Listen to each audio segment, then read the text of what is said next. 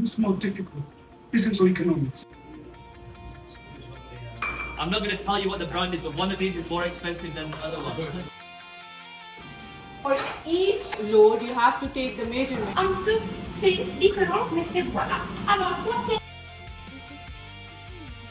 And I'm taking like the IGCSE historian. We're going to be looking at economic causes.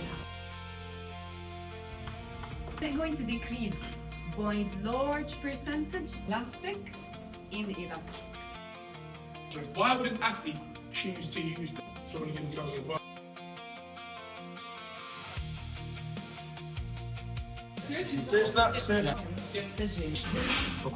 See, business is about personality. It's not just about knowledge.